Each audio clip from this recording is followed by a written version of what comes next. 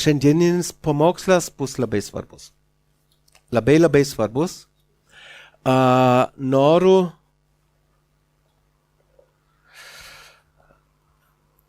pratęsti pamokslo seriją, sekti jo, tuo metu pabaigti pamokslo seriją, sekti jo, ir tuo metu pradėti naują pamokslo seriją, vieną, antrą ir trečią, vienu metu. Jo, aš irgi galvoju, kaip tai daryti. Bet, jo, aš, kai parašiau pamokslą, aš visiškai kitaip pradėjau, nei visada. Ir šiandien kalbėsiu visiškai kitaip, nei visada.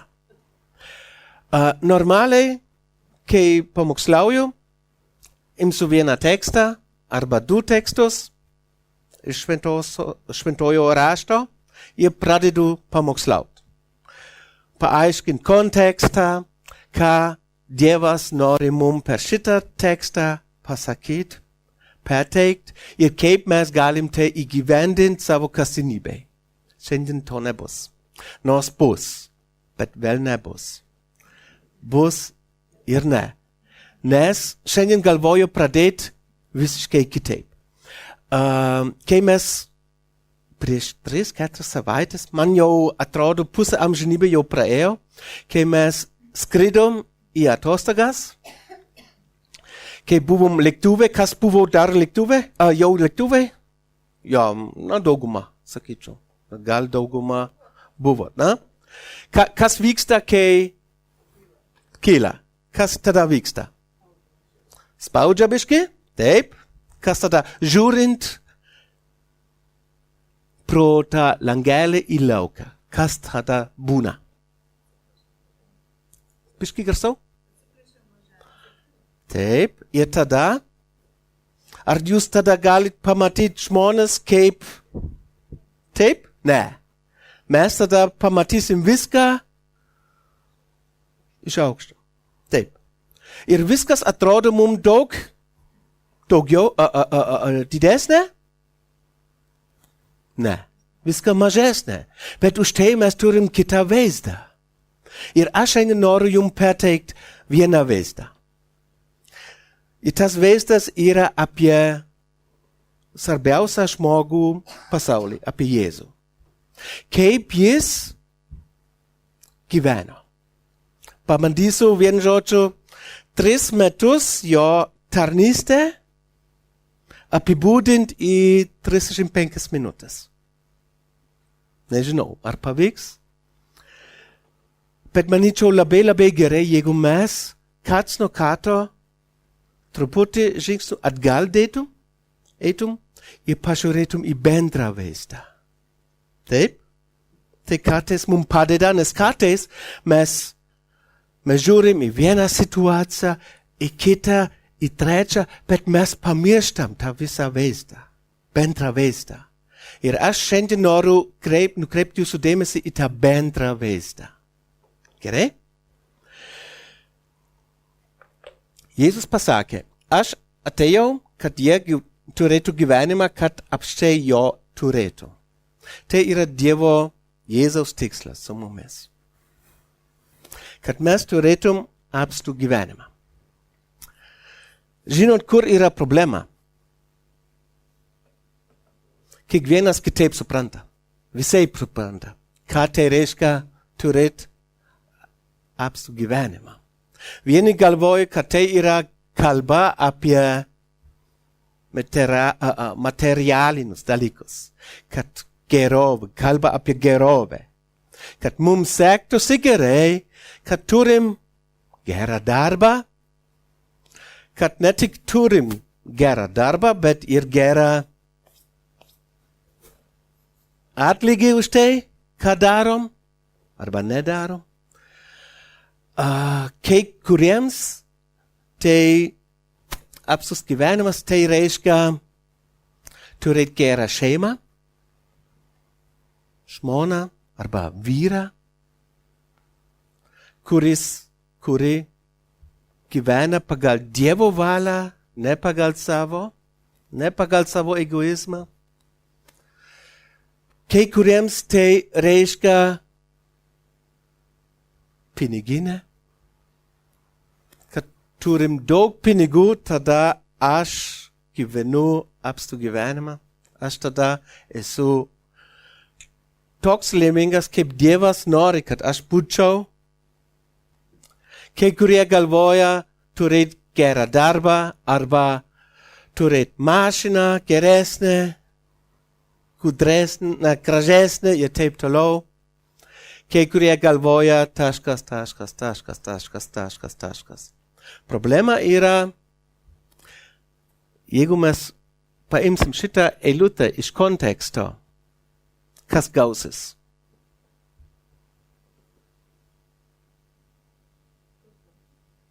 Nesąmonė gausis. Nesąmonė. Nes mes turim savo įsivaizdavimus. Bet Jėzus tai pasakė vienam kontekste. Labai įdomu. Dar kartą. 2-3 žingsnius atgal pamatysim visą vaizdą Jėzaus gyvenimo, Jėzaus tarnystę. Viena eilutė, jūs tikriausiai kiekvienas žinot, yra iš Jono Evangelijos 14 skyrių 6 eilutė. Ten parašyta, aš esu kelias, tiesa ir gyvenimą. Ar pastebėjot, kad Jėzus nepasakė, aš žinau kelią, aš žinau tiesą ir žinau gyvenimą. Na, jis sakė, aš pats esu. Aš pats tas kelias. Tai rodo į dinamiką, į procesą. Aš pats tiesa. Ne ką aš galvoju, bet aš pats esu. Ir aš pats esu gyvenimas. Šitą eilutę palygint yra labai susijęs su Jono 14:6 eilutė. Nes tai reiškia, žmogus gali tik turėti apstų gyvenimą, jeigu turi gyvą bendrystę su juo. Tik tuo metu. Visa kita yra apgaulė. Yra apgaulė. Mes tai žinom, manyčiau. Kai pradėjau studijuoti truputį ir pasiruošti šiam pamokslui, žiūrint į Jėzaus tarnystės laiką, kur ką jis padarė ir kodėl ir kaip dažnai, supratau, kad yra 7 sritis jo tarnystės Jėzaus. Pirmas sritis – Dievo karalystės skelbimas. Jisai skelbia visiems apie ką? Apie gerą gyvenimą, apie daugiau apie Dievo karalystę. Antras – jisai ragino žmonės atgailaut. Apsisuk nuo savo blogų kelių ir eiti Dievo keliais. Buvo ir mokymas apie Dievo charakterį. Taip pat išgydymai, stebuklai Jėzus padarė, mes tai žinom. Jisai irgi bendravo su atstumtais žmonėmis. Jis daug laiko praleidžia su kuo? Su savo mokiniais, mokinystei, mentoringu. Ir jisai aišku turėjo gerą santykį su Dievu, su savo tėvu, dangiškoju. Žiūrėkit dar kartą, ramiai, kaip jo tarnystės laikas, kas ten buvo svarbu. Dievo karalystės skelbimas, raginimas atgailaut, mokymas apie Dievo charakterį, jis išgydė žmonės, padarė stebuklus, bendravo su atstumtais žmonėmis, skyrė daug laiko į savo mokymus ir aišku turėjo gerą santykį su Dievu, su savo dangiškoju Dievu. Nebijokit, aš nepamokslausiu šiandien apie tuos 7. Ne šiandien, gal kitą kartą. Ne. Bet aš galvoju, tai daug dalykų, žinokit. Ar galima apibūdinti biškį, kad mes taip ne kiekvieną dalyką nepamirštum? Ir manyčiau galima. Santykis su dangiškoju Dievu, evangelizacija ir mokinystė, mentoringas. Pagal viską, kai mes skaitom eilutes, kai mes nagrinėsim Jėzus gyvenimą, jisai labiausiai laiko praėjo su kuo? Su mokiniais. Aišku, prieš tai jisai pakvietė juos turėti gyvą santykį su Dievu. Tai trečdalį, sakykim, biški daugiau nei trečdalį, biški mažiau nei trečdalį, ir santykį su dangiškoju Tėvu. Jeigu vieną dieną mokykloj arba jeigu kažkas pasakytų, paklaustų, ko Jėzus užsiėmė, jūs tada žinot. Turėt, santykis su savo dangiškoju Dievu, jisai skelbė Evangeliją ir jisai praleido daug laiko su mokiniais. Ir kas yra įdomu, kai mes studijuojam, yra vienas dalykas, kad santykis su Tėvu įtakojo jo skelbimą ir įtakojo jo elgesį su mokiniais. Tai yra ne 3 atskirai dalykai, bet vienas eina prie kito. Kai mes skaitom raštą, mes labai greitai tai suprasim. Labai greitai suprantam. Ir šiandien noriu kalbėti apie vieną dalyką iš tų 3. Šiandien ir per ateinančias savaites noriu kalbėti apie pirmą 30%. Apie evangelizaciją, apie Dievo arba Dievo karalystės skelbimą. Liudyt kitiems, ką tai reiškia, kaip tai praktiškai ir taip toliau. Noriu daug laiko skirti ten ir tada daug laiko skirsiu mokinystei. Ir žinot ką, nedaug laiko skirsiu santykiui su Dievu. Kodėl? Nes per skelbimą, Evangelijos skelbimą ir per mokinystę, trečias punktas, santykis su Dievu eina kartu. Tai reiškia, aš tada per visus pamokslus aš kalbėsiu ir apie santykį su Dievu, plus dar apie skelbimą arba apie mokinystę. Maždaug aišku, kur mes keliausim. Taip? Man tai aišku, nežinau kaip jum, man tai aišku. Gerai, noriu pažiūrėti apskritai jo tarnystės savybės. Kaip jisai tarnavo, kaip jisai gyveno. Jisai tarnavo holinistinai. Kas žino, ką tai reiškia? Holinistas. Holinistinis, atsiprašau. Kas tai žino?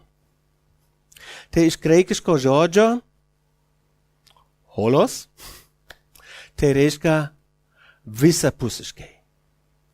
Jėzus tarnavo visapusiškai. Ką tai reiškia? Jisai ne tik kalbėjo žodžius, ne tik skelbė ir nieko nepadarė, jeigu jam buvo sunku emociškai, jis tik skelbė.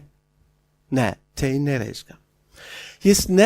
Tai irgi nereiškia, jeigu žmogus, pavyzdžiui, neturi ką valgyt, kad jisai duotų jam tik valgyt, bet neskelbė Evangeliją.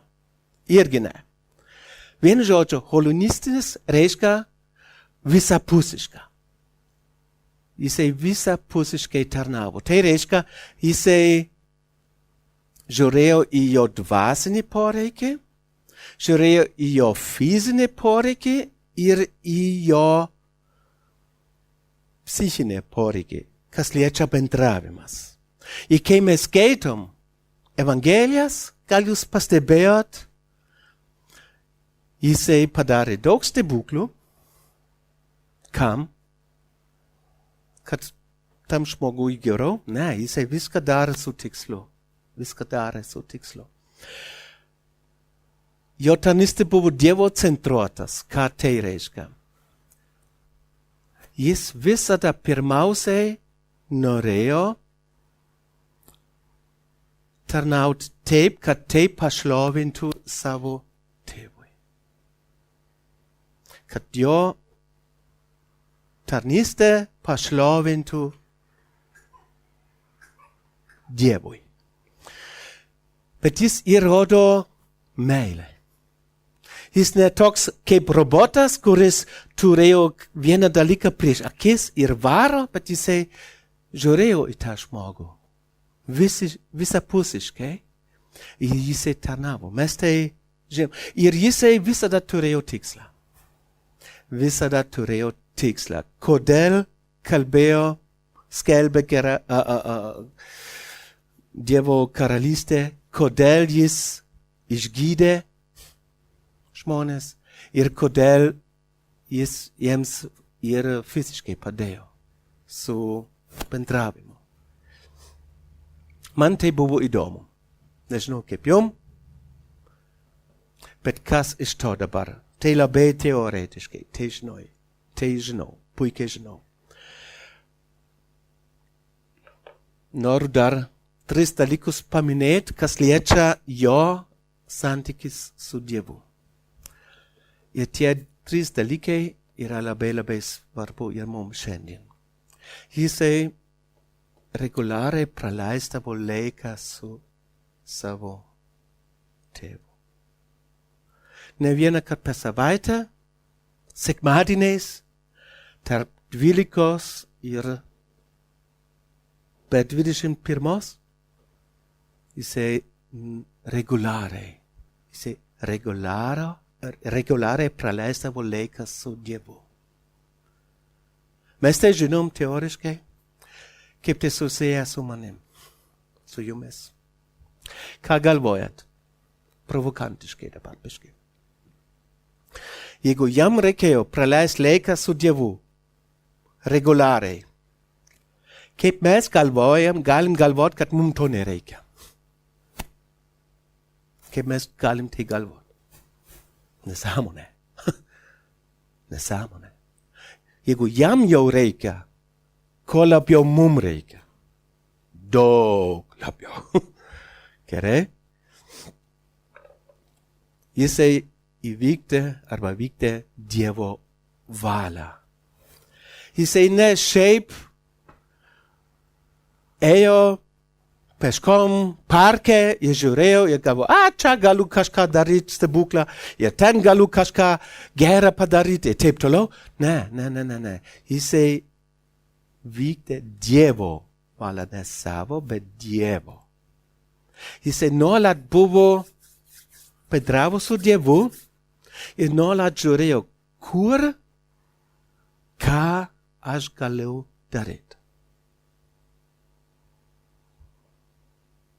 Jis pasakė 4 skyriui Jono Evangelium, mano meistras, vykdyti valią to, kuris mane siuntė ir baigti jo darbą. Kodėl baigti jo darbą? Nes Dievas visada pradeda darbą. Jis yra tas, kuris beldžia į mūsų širdis ir mes tik atsiliepam. Mes kartais turim labai keistą mąstymą, kad mes sakytum, aš noriu eiti į bažnyčią, aš noriu skaityti Bibliją. Tai gerai, tai jūs norite, tai labai gerai. Bet tai yra reakcija į kažką kitą. Dievas pradėjo tą darbą. Jisai, Marianai, skaityk. Jo, reikia. Gerai? Trečia, jisai buvo priklausomas nuo savo tėvo. Ir tai sunku suprast. Protu. Nes taip pat kaip Jėzus yra ir Dievas tėvas, Dievas. Bet jie skirtingai asmenybės. Gerai? Parašyta, iš tiesų sakau jums, sūnus nieko negali daryti iš savęs, o vien tai, ką mato darant tėvą. Nes ką jisai daro, lygiai daro ir sūnus. Jisai buvo priklausomas. Ryšys buvo labai artimas. Jis be jo negalėjo nieko nenuveikti. Nieko. Mes kartais galvojam, aš geras, aš daug galiu nuveikt be jo. Iš tikrųjų nieko negalim nuveikt. Nieko. Gerai, keičiam temą. Evangelizacija. Kodėl tai yra svarbu? Dabar klausimas jums. Kodėl tai svarbu? Dėl to, kad Jėzus paliepė, taip? Kodėl dar svarbu? Kad gelbėtum daugiau žmonių?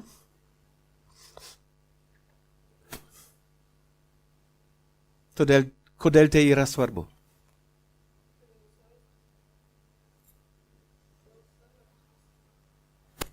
Dėl savęs? Nelabai suprantu. Okay. Žinot ką? Kartais dabar bus ta viena dalis, nemalonų dalis. Kartais man yra įspūdis, man asmeniškai, gal klystu, bet įspūdis man yra toks. Kalbant apie krikščionis, kalbant apie bendruomenę, kalbant apie mūsų bendruomenę. Kartais įspūdis toks, subjektyvus. Gerai? Kartais mano įspūdis toks, kad reikia tai daryti, nes reikia tai daryti. Kartais man įspūdis, kad skelbt Evangelija yra panašu į kitą dalyką. Pakvies žmonės į kažkokį krikščionišką klubą.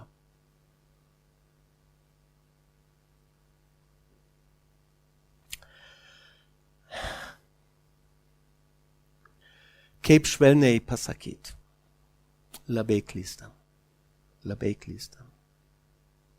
klystam. Noriu perskaityti 2-3 eilutes. Pirmą jau skaitėm. Jėzus sako, aš esu kelias, tiesa gyvenimas. Niekas nenueina pas Dievą kitaip, kaip tik per mane. Jėzus pats sakė, nėra jokių šansų. Kad žmogus gali ateit pas Dievą be manęs. Jeigu Jėzus taip sako, tai reiškia kažką, nu? Tai reiškia, vien žodžiu, jis vienintelis kelias.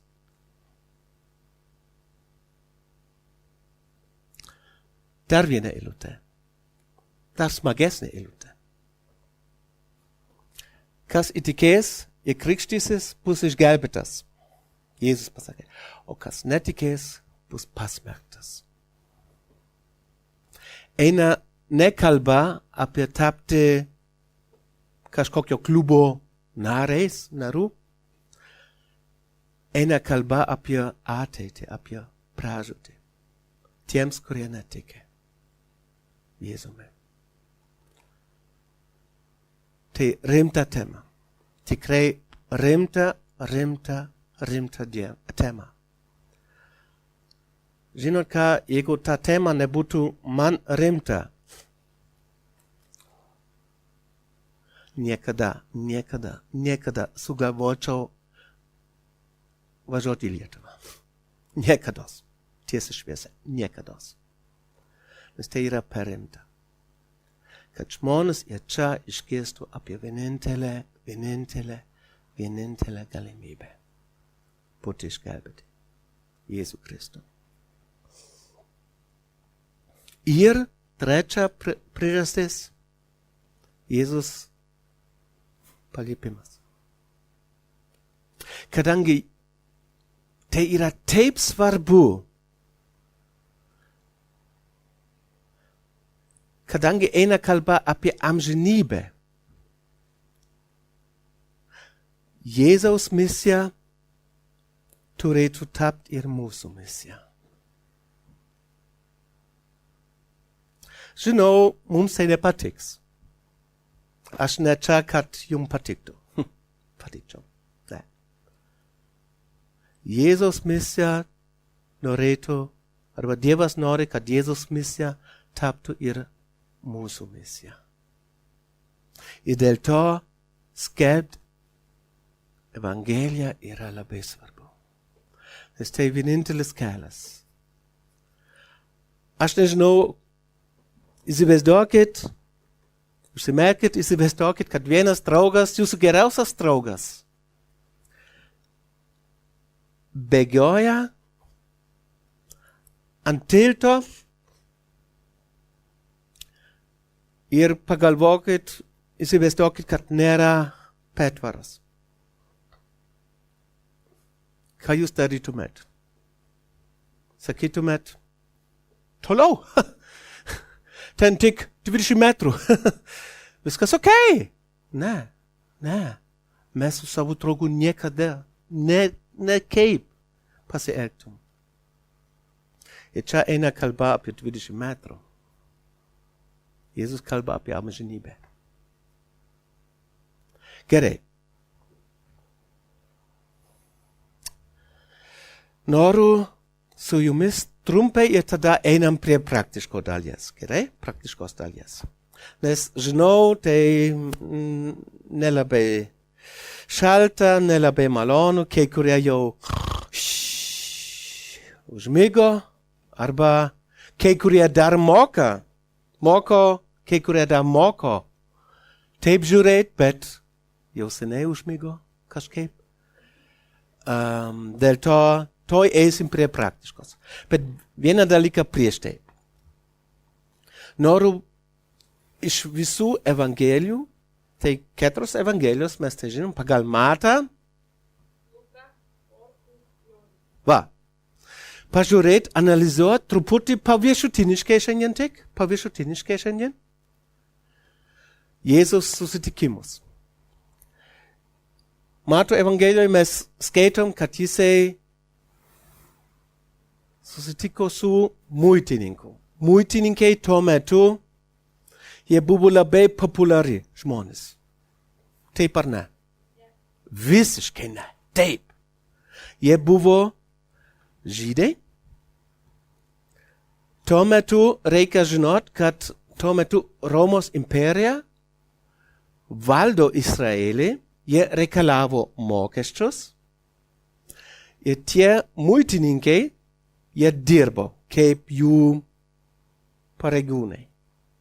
Jie reikalavo iš savo žmonių mokesčių, bet nepaprastai. Jie reikalavo sumą už mokesčių, plus dar sau. Ir sau. Jie nebuvo populiari žmonės. Jėzus susitiko su vienu muitininku, beje, jis tapo mokinių apaštalų. Jisai sutiko ir su turtuoliais. Wow. Tas, kuris myli vargšus, jisai myli ir turtuolius. Wow.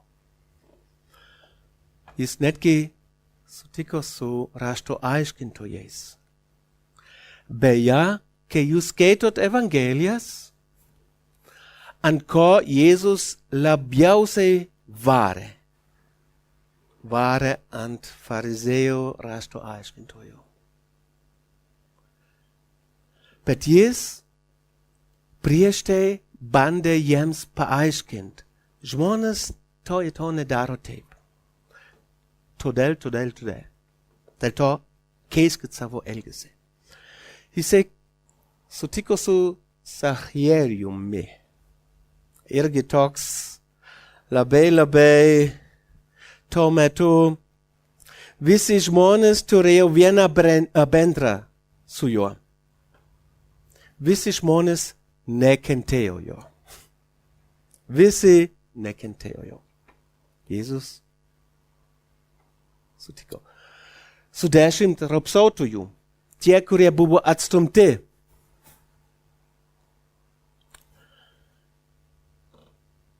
Su samariete.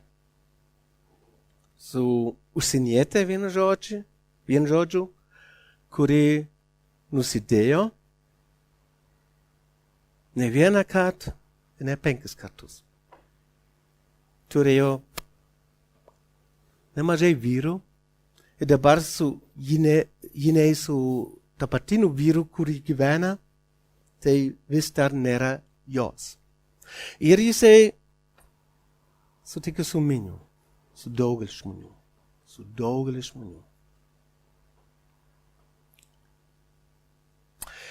Dabar man reikia, prašau, Audriau.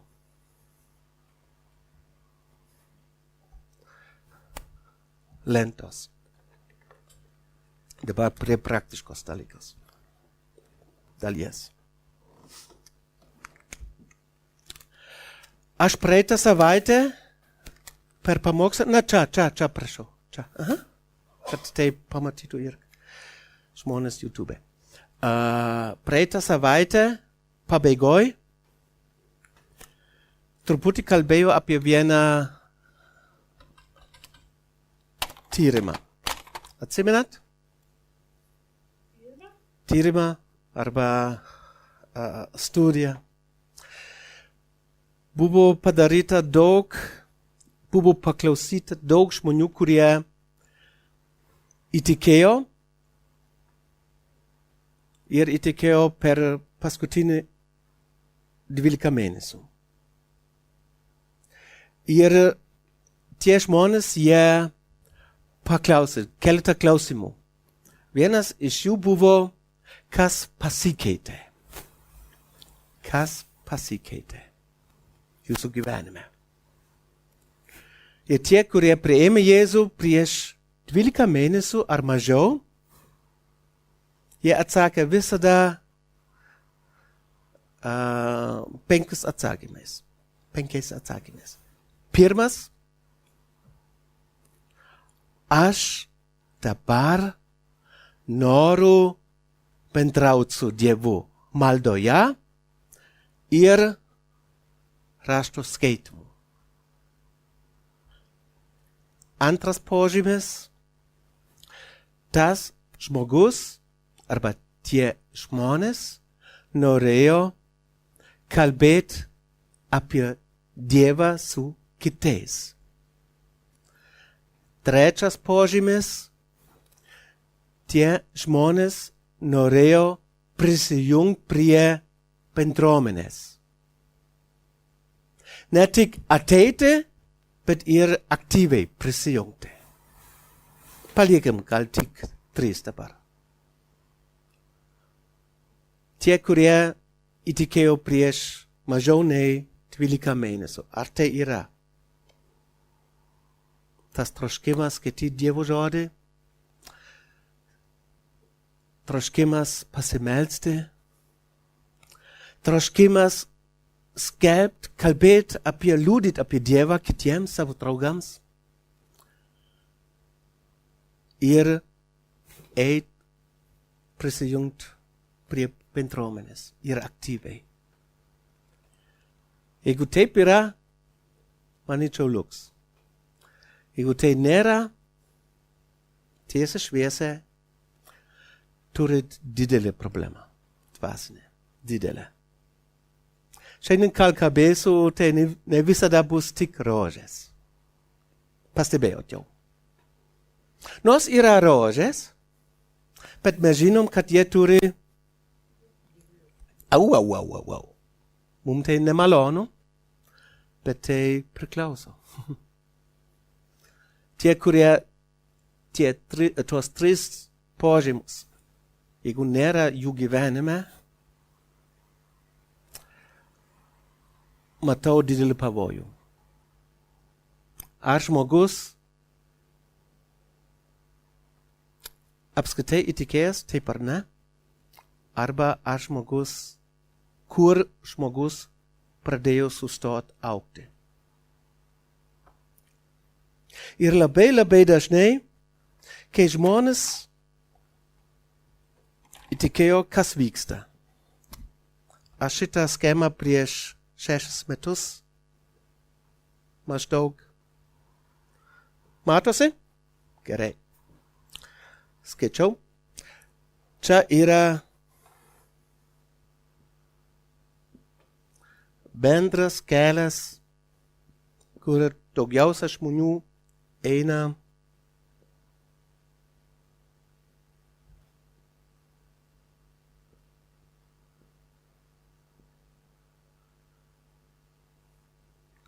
žemyn.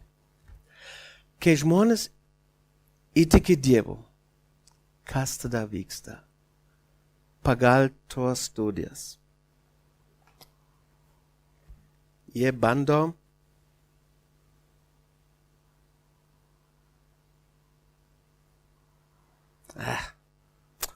išeit iš to bendro pasaulinio kelio, kurį veda į ką? Taip. Ir kas tada vyksta? Laikui einant, tas atstumas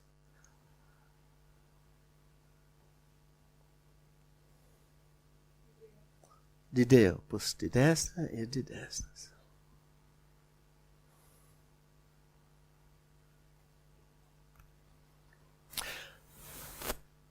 Tyrimai rodo, kad nuo 1 iki 3 metų, kai žmogus įtikėjo, jis beveik nebeturi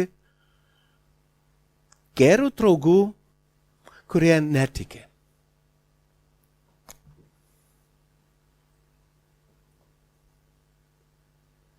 Ir po laiko tie žmonės, kurie įtikėjo, jų vienintelė draugai yra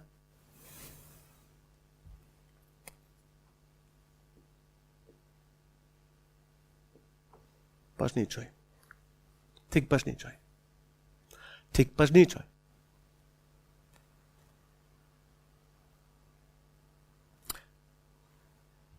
Žiūrėkim dar kartą į ten. Jėzus susitiko su muitininkais, su turtuoliais, rašto aiškintojais, su paprastai, žmonėmis, su nusidėliais, su visais, vienu žodžiu. Dabar klausimas. Kaip jūs galvojat, kur jisai sutiko su juo, su jais? Čia?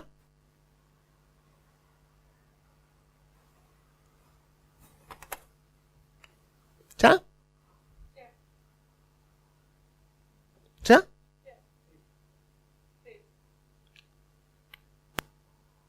Taip ar ne? Čia, taip. Atsiprašau. Negražu, nemokau labai gražiai piešti. Jisai sutiko su jais čia, kur jie gyveno, kur jie praleidžia savo kasdienybėj. Aišku, pavojus yra koks.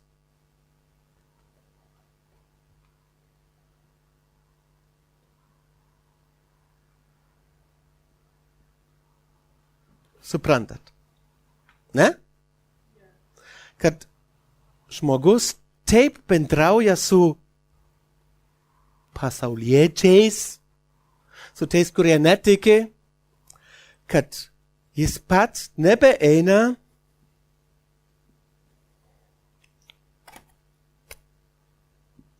link dangaus, bet kad jisai eitų, kad jų draugai, vienu žodžiu, turi didesnį įtaką nei Dievas jiems. Suprantat?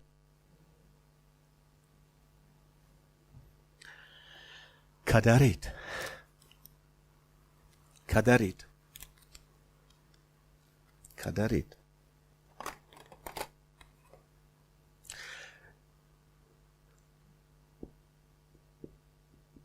Žiūrint į Jėzaus gyvenimą, kaip jisai pasielgia su žmonėmis, kai jisai skelbia Dievo žodį, skelbia Dievo karalystę, jisai tyčia ėjo čia,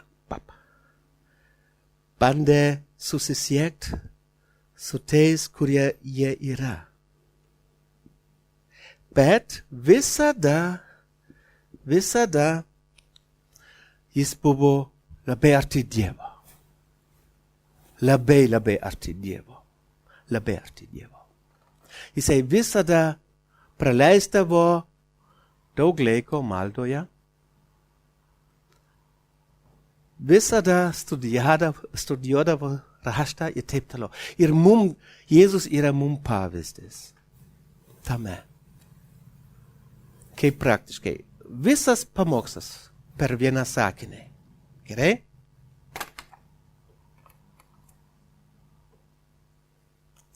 Negyvenkim čia, bet gyvenkim čia.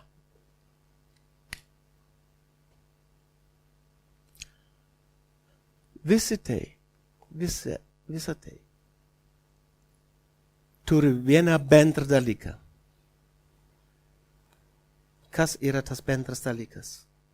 Kur tai įvyko? Ar tai įvyko čia? Ne. Tai įvyko čia. Ir tai mano svarbiausia dalyka, ką šiandien noriu jums perteikti. Gyvenkit pasaulį, bet nebūkit iš pasaulio. Du skirtingi dalykai. Du skirtingi dalykai. Mes negalim pabėgti į vienuolynas. Kas iš to? Mes tada nebebendrausim su žmonėmis, kuriems reikia ko? Dievo. Kita vertus, ne taip pabendraukit, kad tie turės tokią įtaką, kad mes pradedam nuklėsti. Atkrist. Noriu pabaigti su malda. Viešpatie, aš noriu tau dėkoti už tavo žodį. Noriu tau dėkoti už tai, kad tu per savo gyvenimą Jėzau parodai, kaip tu myli žmonės. Ir kad tu mums parodai, kaip ir mes galim mylėti žmonės. Prašau, suteik mums išminties, pirmiausia suprast, ką turim tavyje, ir tada siekt kitus žmonės. Noriu tau dėkoti, kad tu palikai mums geriausią pavyzdį, Jėzau. Kai mes skaitom Evangelijas, kai mes matom, kaip tu pasielgiai, prašau, padėk mums taip pat pasielgti. Taip pat gyventi, kaip tu gyveni. Ir taip prašom Jėzaus vardu. Amen.